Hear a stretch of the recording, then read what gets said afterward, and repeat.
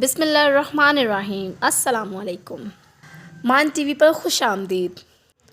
जैसा कि आप सब लोग जानते हैं, हमारी ज़मीन जब सूरज के गिर्द अपना एक चक्कर मुकम्मल करती है तो हमारा एक साल पूरा होता है, और जब वो अपने एक्सिस पर रहकर अपना एक चक्कर मुकम्मल करती है तो हमारा एक दिन मुकम्मल होता है।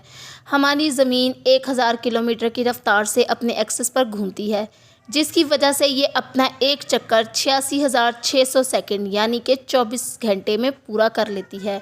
जब से ज़मीन बनी है तब से ये अपने एक्सिस पर इसी रफ़्तार से ही घूम रही है, और इसके घूमने की रफ़्तार की वजह से ही हम अपनी घड़ियों पर टाइम सेट करते हैं, और इसी रफ़्तार की वजह से हमारी ज़मीन पर 12 घंटे का दिन और 12 घंटे की रात होती है।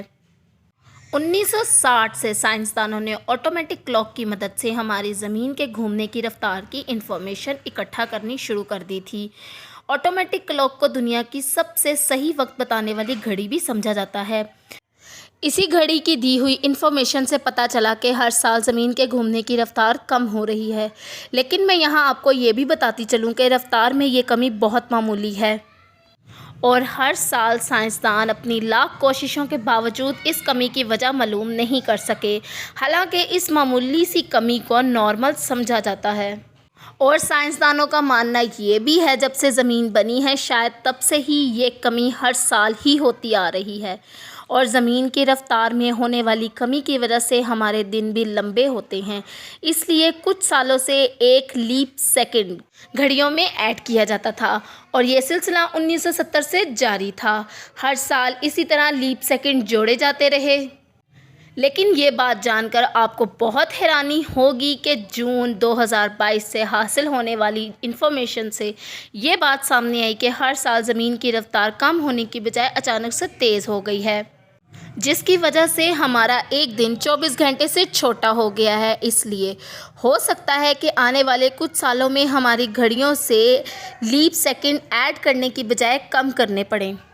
हमारी ज़मीन इस वक्त अपना एक चक्कर 0.5 मिली सेकेंड कम में मुकम्मल कर रही है। मतलब ये कि हमारे 24 घंटों में से 0.5 मिली सेकेंड कम हो रहे हैं, और ज़मीन की रफ़्तार में आने वाली इस तब्दीली ने साइंसदानों को हैरान कर दिया है, क्योंकि ज़मीन की रफ़्तार तेज़ होने की वजह से ज़मीन पर बहुत सारे ज़लज़ले भी रिकॉर्ड किए गए हैं।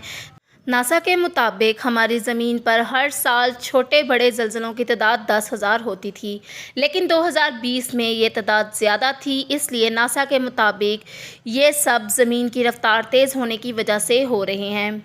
इसका मतलब ये भी है कि अगर ज़मीन की रफ़्तार तेज़ हो गई तो हमें बहुत ज़्यादा ज़लज़ले और तूफ़ानों का सामना करना पड़ेगा। आप ये जानकर और भी हैरान होंगे कि पिछले कुछ सालों में 28 बार छोटा दिन होने का रिकॉर्ड टूटा है, और 19 जुलाई 2020 को तारीख का सबसे छोटा दिन करार दिया है।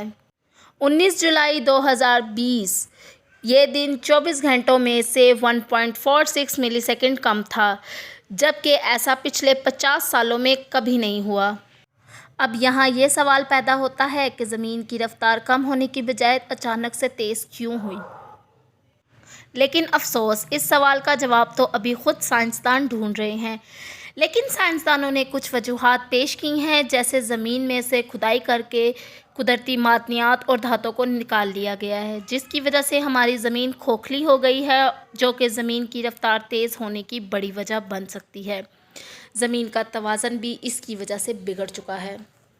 यहाँ एक सवाल ये भी है कि अगर ज़मीन की रफ़्तार आने वाले वक्त में और तेज़ हो गई तो इसका हमारी ज़िंदगियों पर क्या असर होगा। क्या हम तब भी अपनी नॉर्मल लाइफ गुजार सकेंगे?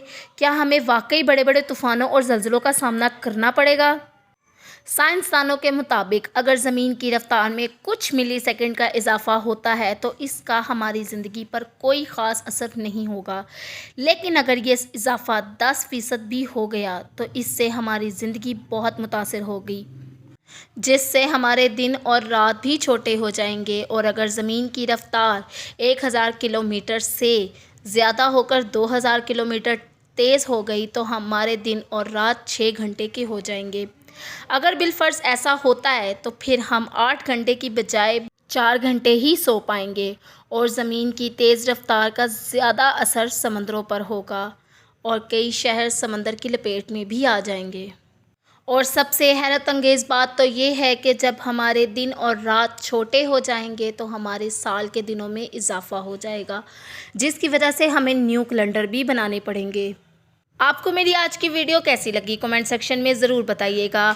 अगर आपको मेरी इन्फॉर्मेटिव वीडियो से कोई मालूमात मिलती है तो आप मेरे चैनल को सब्सक्राइब भी ज़रूर कीजिएगा। मिलते हैं अगले वीडियो में। खुदा हाफिज़, दुआओं में याद रखिएगा।